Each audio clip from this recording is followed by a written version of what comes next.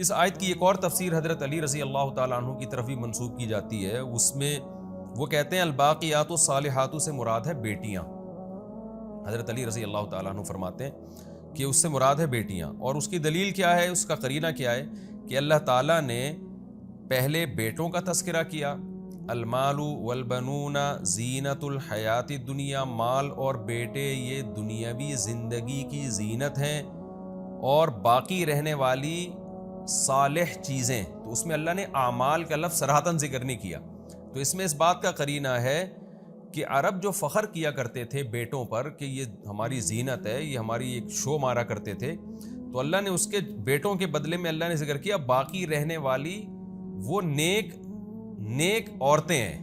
الصالحات میں تو مطلق صالح کا لفظ ہے نا، اب ہمیں نہیں پتہ اس سے اعمال مراد ہے یا اولاد مراد ہے، تو چونکہ یہ مؤنث کا لفظ ہے تو اس لیے اس سے میں اس بات کا واضح قرینہ موجود ہے کہ اس سے بیٹیاں مراد ہو سکتی ہیں، کیونکہ بیٹوں کے مقابلے میں ان کو ذکر کیا جا رہا ہے۔ تو اللہ نے ان بیٹیوں کا تذکرہ اشارتاً کیا کہ اصل جو چیز ہے وہ باقی رہنے والی بیٹیاں ہیں۔ کیا مطلب کہ بیٹوں پہ عرب لوگ فخر کیا کرتے تھے، اور یہ فخر ان کے جہنم میں جانے کا ذریعہ تھا، کیونکہ یہ فخر ان کو دین حق پہ چلنے سے روکتا تھا، جبکہ بیٹیوں پہ فخر نہیں کرتے تھے، کیونکہ بیٹیاں تو کہا جاتا تھا، آپ بھی کہا جاتا ہے کہ جی پرائی ہوتی ہیں اور وہ تو رخصت ہو کے گھر سے چلی جائیں گی، اور وہ تو ہمیں نہ جنگوں میں کام آتی ہیں نہ وہ ہمیں کما کے دیتی ہیں۔ تو جبکہ رسول اللہ صلی اللہ علیہ وسلم نے اس کے مقابلے میں کیا فرمایا، جس نے 3 بیٹیوں کی کفالت کی میں اس کے لیے جنت کی ضمانت لیتا ہوں، جبکہ ایسی ضمانت آپ صلی اللہ علیہ وسلم نے بیٹوں کی کفالت پہ نہیں لی۔ وجہ کیا ہے کہ یہ تو صرف اللہ کی مخلوق سمجھ کے آپ ان کو پال رہے ہو نا، ان سے آپ کا کوئی دنیاوی مفاد تو ہے نہیں، تو اس لیے اللہ نے فرمایا کہ جس اولاد کو تم دنیا کی زینت سمجھتے ہو وہ صرف دنیا کی حد تک ہی زینت ہے، تو اصل تو وہ بیٹیاں ہیں جو باقی رہنے والی ہیں۔ باقی کا مطلب کیا ہے، جن کے اثرات ہمیشہ باقی رہیں گے، جن کی جو رحمتیں ہیں ان کو پالنے کی وجہ سے جو تمہیں جو نیکیاں ملیں گی وہ ہمیشہ باقی رہیں گی۔ تو یہ بھی بہرحال ایک تفسیر کی گئی ہے، اور خوب سمجھ لیں جب مفسرین سے یا صحابہ تابعین سے اس قسم کی تفسیریں منقول ہوتی ہیں تو اس تفسیر کا مطلب یہ ہوتا ہے کہ الباقیات الصالحات کا ایک مصداق یہ بھی ہے، تو وہ تفسیر اس تفسیر کے اپوزٹ نہیں ہوتی جو جمہور نے کی ہے۔ تو حضرت علی رضی اللہ تعالیٰ عنہ کی اس تفسیر کو ہم اگر لے لیں تو اس کا مطلب یہ ہوگا، جو میری ایک رائے ہے وہ یہ ہوگا کہ والباقیات الصالحات کا اصل مفہوم تو یہی ہے کہ نیک اعمال، لیکن بیٹیاں بھی اس نیک اعمال میں داخل ہیں، ان کو پالنا، اور بیٹیاں اس موقع پر اس نیک اعمال کا سب سے پہلا مصداق ہیں۔ یعنی یہاں قرآن مجید میں الباقیات الصالحات سے مراد نیک اعمال ہی ہیں، لیکن ان نیک اعمال میں یہاں سب سے پہلا نمبر جس کو قرآن جس کی طرف اشارہ دے رہا ہے وہ ہے بیٹیوں کو پالنا۔ تو اس طرح سے دونوں تفسیروں میں تطبیق ہو جائے گی، کیونکہ بیٹوں کے مقابلے میں ذکر کیا جا رہا ہے اور مؤنث کے صیغے اس کے لیے استعمال کیے جا رہے ہیں۔ یعنی قرآن یوں بھی تو کہہ سکتا تھا نا العمل الصالح، نیک عمل، تو لیکن قرآن نے الباقیات الصالحات کا تذکرہ کیا۔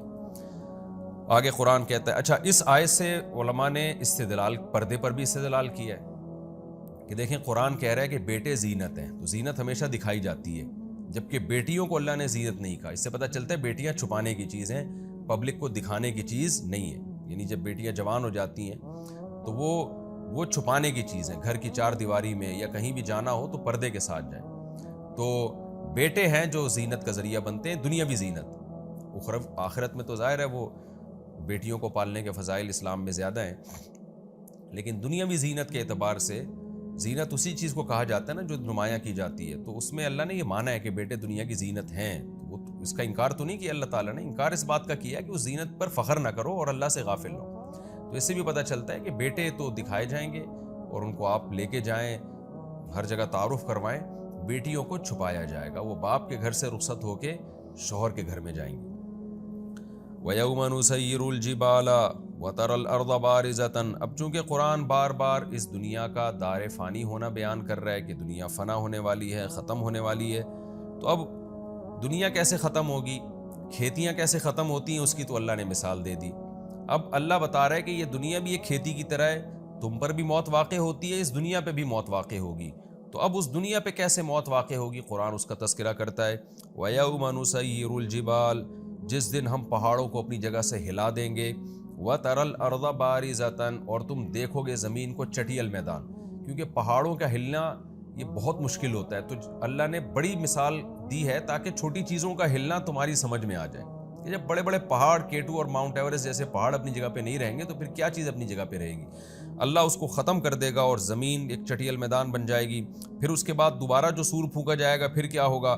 وَحَشَرْنَاهُمْ ہم ان لوگوں کو جمع کریں گے فَلَمْ نُغَادِرْ مِنْهُمْ أَحَدًا اور ان میں سے کسی ایک کو بھی ہم نہیں چھوڑیں گے.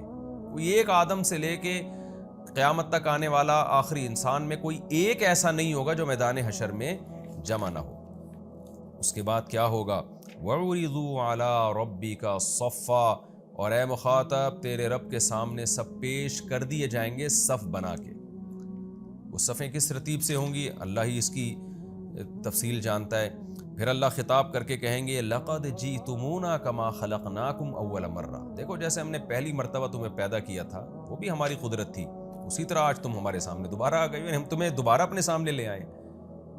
تو یہ بار بار جو ایتھیس اور ملحدین کے فضول باتیں کرتے ہیں نا، اس طرح سے انسان یوں یوں کر کے وجود میں آیا ہے، تو اس کی نفی ہو رہی کہ پہلی دفعہ بھی ہماری قدرت تھی. یہ تو تم نے دیکھ لیا منی سے انسان بنتا ہوا تو تم نے کہا یوں بنا ہے، نہ دیکھا ہوتا تو تم لاکھوں کروڑوں سال تک فلسفے ہی پیش کرتے رہتے کہ یہ پہلی دفعہ بنا کیسے ہے. کوئی بھی نہیں مانتا کہ یہ منی کے قطرے سے 9 مہینے میں بن کے ماں کے پیٹ سے باہر آ گیا، کوئی بھی نہیں مانتا یہ. اور پتہ نہیں کیا کیا تھیوریاں پیش کی جاتی اور اس پہ کیا کیا فضول دلائل گڑھے جاتے. تو اللہ کہتے ہیں ہم نے پانی کے قطرے سے تمہیں ماں کے پیٹ میں 9 مہینے میں بنا کے نکال دیا، اور پہلی دفعہ بھی بہت عجیب طریقے سے تمہیں پیدا کیا تھا، کسی کو مرد کسی کو عورت بنایا، پھر ان کے ملاپ سے پھر نئی نسل تیار کی، پھر ان کے ملاپ سے، یا پتہ نہیں صدیوں سے یہ عمل ہوتا چلا آ رہا ہے. تو جیسے پہلی مرتبہ ہم نے تمہیں بنا دیا، دوبارہ ہم نے قبروں سے لا کے اپنے سامنے کھڑا کر دیا ہے. بل زعمتم لیکن تم کیا سمجھتے رہے لن نجعل لکم موعدا کہ ہم تمہارے لیے کوئی وعدے کا وقت رکھیں گے ہی نہیں جس میں ہم نے تمہیں دوبارہ جمع کرنا ہو. تم یہی فضول باتوں میں لگے رہے کہ یہ کیسے پاسبل ہے، یہ تو ہو نہیں سکتا. ووضع الکتاب اللہ کہیں گے کہ ہم تمہیں جمع کر کے بتائیں گے دیکھو آ گئے نا تم. اس کے بعد کیا ہوگا؟ ووضع الکتاب اعمال نامے رکھے جائیں گے لوگوں کے سامنے لا کے. فتر المجرمین اے مخاطب تو مجرموں کو دیکھے گا مشفقین مما فیہ اس کتاب میں جو کچھ لکھا ہوا ہوگا اس کی وجہ سے وہ ڈر رہے ہوں گے. اس کتاب میں ان کی ساری بدعمالیاں ہوں گی جس کو دیکھ کر وہ گھبرانا اور پریشان ہونا شروع کر دیں گے. وَيَقُولُونَ اور اتنا پریشان ہوں گے کہ کہیں گے یا وَيْلَتَنَا ہائے ہماری بدبختی، مَا لِهَذَا الْكِتَاب اس کتاب کو کیا ہو گیا ہے، یہ کیسی کتاب ہے. لَا يُغَادِرُ صَغِيرَةً وَلَا كَبِيرَةً إِلَّا أَحْصَاهَا کہ کوئی زندگی کا چھوٹا یا بڑا پہلو ایسا نہیں ہے، عمل ایسا نہیں ہے مگر یہ کہ اس کتاب نے اس کو محفوظ نہ کر لیا ہو. یعنی ایسا رزلٹ تو ہم نے آج تک کبھی نہیں دیکھا. کوئی ایک معمولی سا ذرہ بھی اس کتاب نے نہیں چھوڑا. حدیث میں آتا ہے، قرآن میں آتا ہے نا یعلم خائنۃ الاعین اللہ آنکھوں کی خیانت کو بھی جانتا ہے.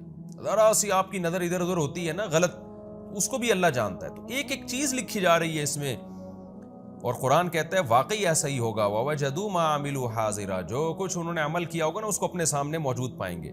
وَلَا يَظْلِمُ رَبُّكَ أَحَدًا اور اے مخاطب تیرا رب کسی پہ ظلم نہیں کرے گا. کیا مطلب؟ ایسا نہیں ہوگا کہ کوئی بدعملی کی نہ ہو اور تیرے رب نے اس اعمال نامے میں زبردستی لکھ دی ہو، اور ایسا بھی نہیں کرے گا کہ کوئی بدعملی کی نہیں ہو اور اللہ اس کی سزا دینا شروع کر دے. تو اس لیے جو کچھ ہوگا حقیقت پر مبنی ہوگا، تبھی ان کی چیخیں نکلیں گی. جب ہم رزلٹ دیکھتے ہیں نا اور ہم دیکھتے ہیں کہ جو کام ہم نے نہیں کیا یا پیپر ہم نے اچھا دیا تھا نمبر ہمارے کم آئے ہیں، تو ہم ایک دم ٹینشن میں نہیں جاتے بلکہ ہم کہتے ہیں یار یہ رزلٹ ہی غلط ہے، میں اس کو چیلنج کروں گا. تھوڑی سی پریشانی تو ہوتی ہے لیکن ایک امید بھی ہوتی ہے کہ بھائی میں نے تو پیپر اچھا دیا تھا، یہ اتنے تھوڑے نمبر کیوں آئے ہیں، اس کا مطلب یہ پیپر چینج ہوا ہے یا جو چیک کرنے والا ہے اس سے غلطی ہوئی ہے، تو میں جو ہے اس کیس کروں گا اس پہ. لیکن اللہ کہتے ہیں کہ چونکہ وہ جو کچھ انہوں نے کیا ہوگا نا اس کو اپنے سامنے موجود پا رہے ہوں گے اور تیرا رب کسی پہ ظلم نہیں کر رہا ہوگا، تو اس لیے ان کی جو چیخ و پکار ہوگی وہ بالکل بجا ہوگی. وہ دیکھیں گے یار یہ سب وہی چیزیں ہیں جو ہم کر کے آئے. تو اس لیے اللہ تعالیٰ فرماتے ہیں تیرا رب کسی پہ ظلم نہیں کرے گا. Thanks for watching. Please subscribe, like, share Mufti Sufyan.